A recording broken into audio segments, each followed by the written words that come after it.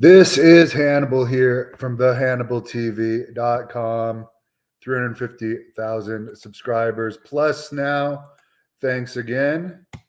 Just finished my first interview of February with Mario Mancini, and I suggest people check it out. It may have been the best one we've done so far.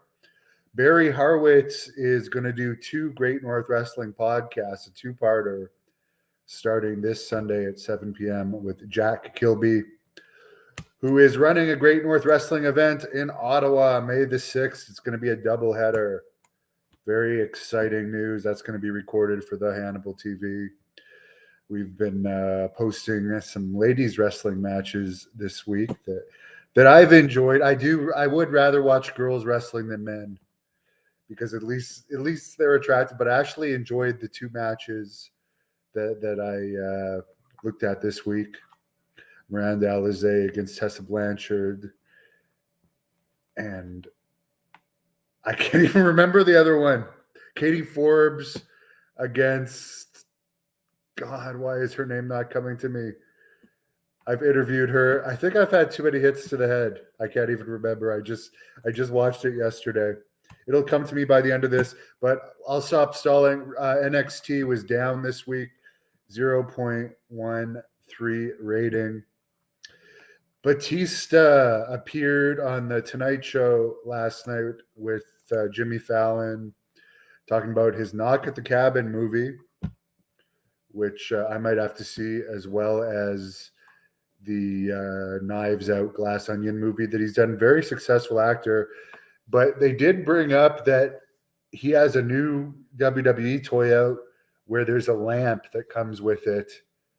And he also has another one with the lamp, and he doesn't understand why they give him these lamps, because he's never actually used a lamp as a weapon in WWE. So even though he hasn't appeared in WWE for a while, apparently he wanted to wrestle at SummerSlam 2014 or something, but Triple H wasn't keen on the idea. That it still comes back. They still brought up WWE during that interview. But I'm happy to see his success. Actually, back in 2004, there was a Raw in Calgary that I was an extra for.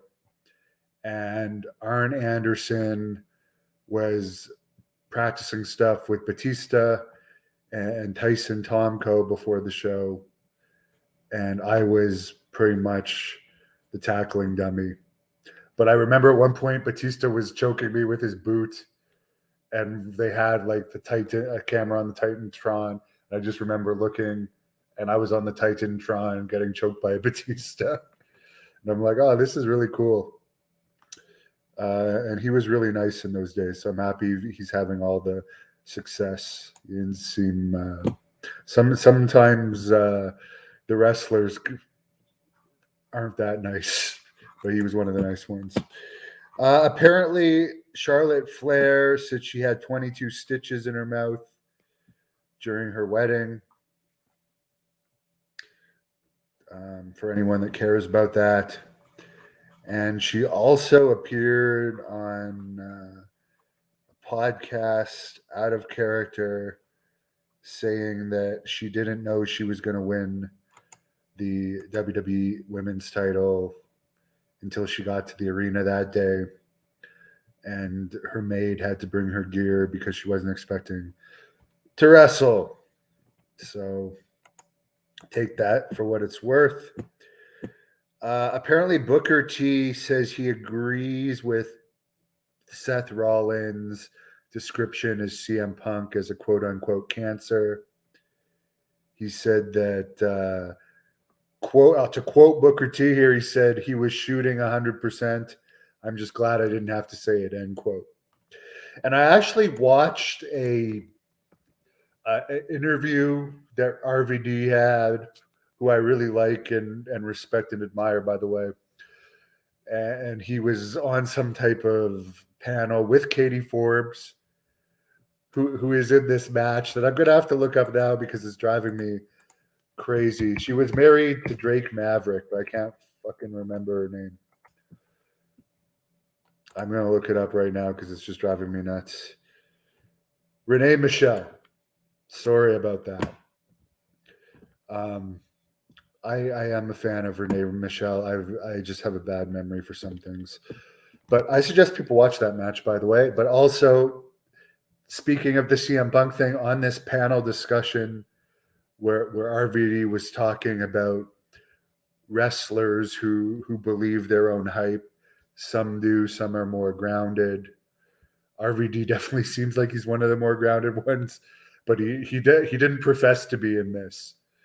But he said that he was off of the ECW show for a month with an injury, and when he came back, CM Punk had only like been in the company for a month, but he had like taken over the leader of the ECW locker room spot and was like wanting to have dressing room meetings and stuff when he was pretty much a new person to WWE too. So he felt that CM Punk is that type of person. He likes to be in control of things and has a high opinion of himself. Loves to call meetings and profess himself the captain of the team, etc. Even though no one really named him the captain of the team. And RVD, who would have been more senior to him, certainly didn't seem to agree with CM Punk doing that from the clip that I saw. But he's so laid back. It is like it bothered him. But I did notice that he definitely seemed to think that CM Punk has a high opinion of himself. Dwayne Johnson will be presenting at the Grammys on Sunday. Billy Graham, who I put up this picture of yesterday. By the way, I do like his WWE title a lot. Cody Rhodes supposedly wants to bring back the Winged Eagle one. I like both of those better than the gaudy ones that Roman Reigns has now, and I think there should just be one. But one thing I found out since I posted that update about Billy Graham being put back in the Mayo Clinic yesterday, apparently due to this ear infection that he has, it's been very severe over the past month. He can't hear right now either. They don't know if it's going to be permanent or not. He's in serious medical trouble. He has a GoFundMe going.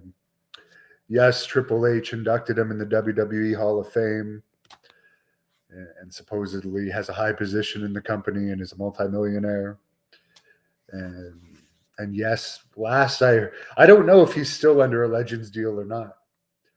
But from what I understand, Legends deals are only paid when you work. But he's certainly more than a legend. He's an icon. I mean, Hulk Hogan stole the python from him.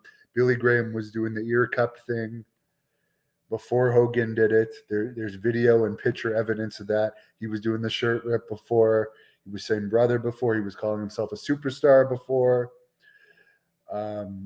Just for all he's done in the business and the people that he's inspired, you would think that with all the money they make, they might want to just help him a little bit more because he seems to be suffering a lot. And I know there's some rude fans on there, but the fact of the matter is when he was champion, it was 1977. We're 2023 now. In those days, there was no guaranteed contracts. You don't get paid like the AEW guys do now, a lot of them, to just sit at home and do nothing, which is great, by the way. Arn Anderson did a podcast on this channel with John Paz that came out this week saying him and Brock Anderson are under contract now too, just waiting for the call. It's great that they're paying wrestlers to do nothing. That's fucking amazing. I would have loved that. And guys like Billy Graham would have loved that. But the sad thing is, when Billy Graham was wrestling, there was more likely than not no doctors backstage. You had to wrestle, or you didn't get paid. You were paid cash.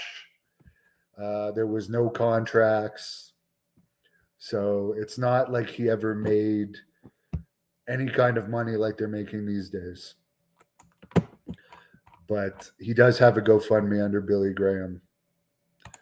Thank you, crying. Betrayed by sin. Giving me the Jimmy Snuka I love you sign. Crying. Am I going to watch the second season of WWE Legends Biography? No. I didn't watch the first season.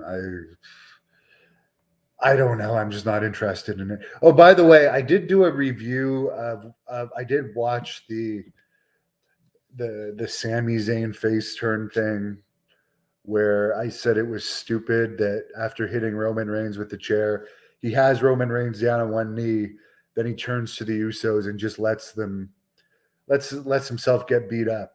I said that was unrealistic and stupid, and I didn't think it was the greatest angle in 20 years because any normal person is going to at least try to hit the Usos with the steel chair, then go back to Roman Reigns. And some of the fans corrected me. Oh, I just don't understand the drama of it. He was sacrificing himself so Kevin Owens wouldn't have to take the beating.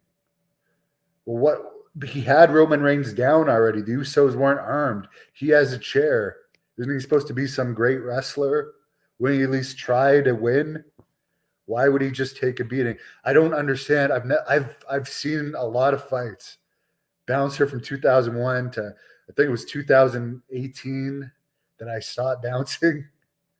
I've never seen somebody just hit somebody and then turn to the group of friends if it's a group attack situation and be like, let me hit you. And if you guys find that entertaining, great.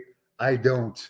And I don't want to sit through the boring 10-minute in-ring promos to find that entertaining. I never liked these boring in-ring promos. I was never a fan of them. Even in Puerto Rico, we would sometimes have to do them. And I hated it when I had to do them. They're freaking boring. I'm an action person, so that's just my opinion. I don't want to watch or understand it because I don't find it interesting at all. I can't even sit through the 13-minute highlights. I did watch the 2-minute clip after seeing the 13-minute highlights because a bunch of the smart marks said I didn't understand it, and it was so great. And I'm sorry, but when I rewatch it, I just found it even dumber. I'd rather watch Ultimate Warrior matches straight for 4.5 hours or Goldberg matches for 4.5 hours. Or today, I rewatched the American Angels movie from 1990. I'd rather watch that than the current stuff because it just doesn't hold my attention. Why was Booker T in the Royal Rumble? Well, he works for WWE. He's a commentator for NXT. Grandma Daisy, will I ever interview those guys? I wouldn't. I'd never say never to any of them. But I know you want Typhoon, and the Typhoon interview may happen sooner than later. Will I interview Jerry Saggs? That's someone I don't really care to interview. Nails, yes. I really want to interview Nails. Trish Stratus, she's too affiliated with WWE still. And I have heat with WWE. Maybe someone from my channel would, but not me. As I drink some coffee before I go for my run. Thank you, No Gimmicks Guy, for reminding me. Renee Michelle, who I once had dinner with her and Amber Nova, and they are great people.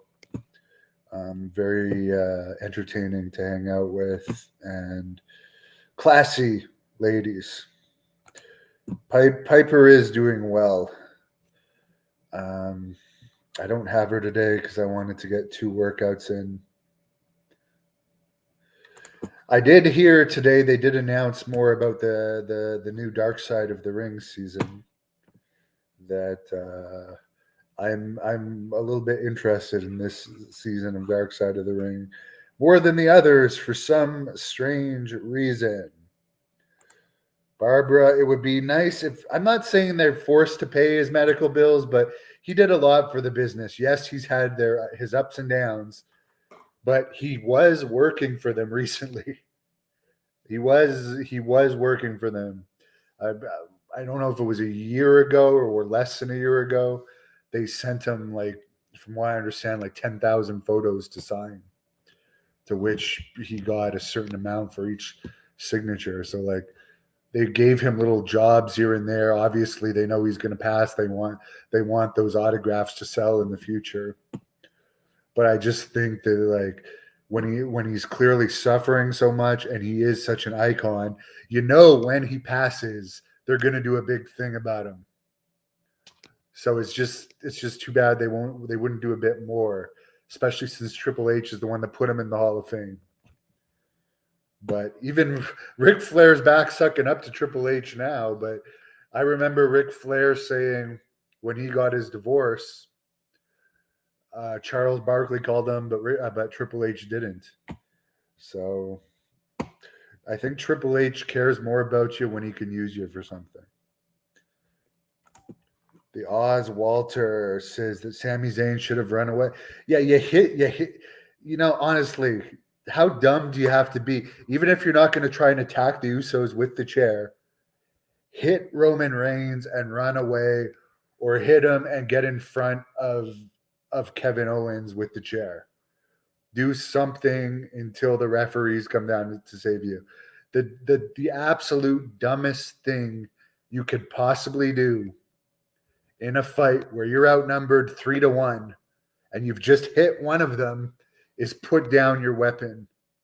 I don't see how anyone could find that entertaining. It's just so unrealistic to me that it turns me right off. And then, of course, the predictability. We knew Kevin Owens was going to lose to Roman Reigns. Roman Reigns said it himself on the Tonight Show last week. I watched it. I'd rather watch that than the match because I didn't know what he was going to talk about on the Tonight Show. I knew what was going to happen in the match. And on the Tonight Show, Roman Reigns says the same thing's going to happen as every other time I've wrestled Kevin Owens. I'm going to beat him. So I don't get these people that like it, but whatever. Somebody gave me a tip. Thank you very much. Steve says, howdy, dude. After sports at a younger age and many years of wrestling, do I have any problems walking, sitting, or sleeping because of the pounding on my body? Well, I think I've had 6 stem cell injections now, 5 or 6 total. And I must say they greatly helped me. And I particularly thank the Prodigy stem cell people who I did have a more of a sponsorship type agreement with them.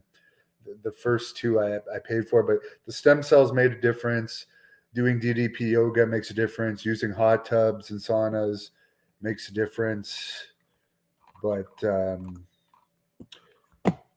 yeah, I have had a lot of concussions in my career, both in wrestling and from working as a bouncer, getting punched.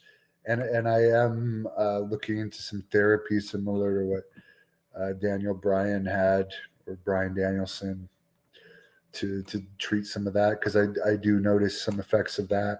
But as far as the body, I've taken pretty good care of it overall.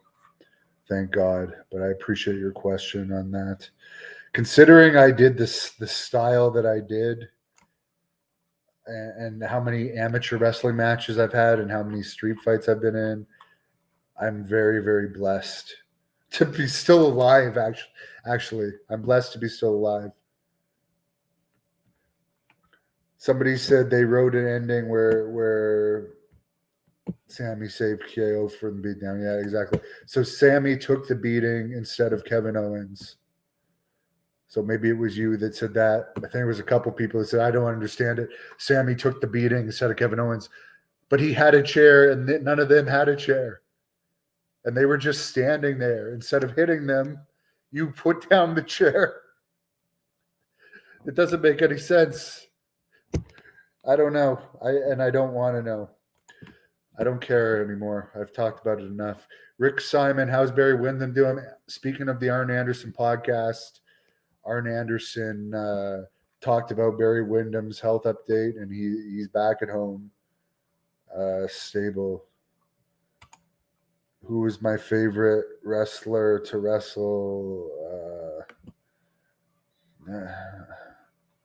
I guess Ricky Banderas probably, because we had very big crowds in those days in Puerto Rico, and the fans were really into it. But I've had a lot of enjoyable matches. Megamouth Spike. I have interviewed Rico Constantino. Look it up. The Hannibal TV, Rico Constantino. You'll see it. When's my hair match? Billy Jack Haynes. Loser gets the bowl cut. I don't know, but Billy Jack wants to come on and talk to me again this week. Ivan Santos, yes, there might be a tugboat interview soon. Who is your white whale of interviews? I don't even know that term. I'm sorry. How tough was Haku to wrestle? Haku has the hardest chops. And maybe I've heard some people say he hits like nothing, but I also hit him very hard. And I actually, you know what? Haku might be my favorite opponent, because I'll be honest, he's one of my favorite wrestlers of all time. And he doesn't wrestle much. And honestly, to get him to do those matches took literally years to convince him to do it. And I was so happy to wrestle him. And you know what? There's only two people basically that I've wrestled that I can literally chop as many times as I want, as hard as I want, and they don't react. Where most people will get mad at you, or they'll just bend down and start running away after one or two. It's Haku and Dan Severn. It's like chopping, like their skin and their flesh is just so thick, and they're so tough. They don't care how hard you hit them. They really don't. They really, really don't. If you watch any of the forearms or anything I gave Haku, I wasn't holding anything back. And Barbarian is like that too. But because I was in a tag team match with Barbarian, I didn't get in there with him enough. But that's both of those guys I would have liked to have more matches with. The hardest one to get, the big interview. Well, Vince McMahon would be a great one, but I don't think any interviews are out of my reach. One day they may all happen, but there's a lot. Billy Corgan, not Billy Corgan, from Blink 182, Tom DeLonge.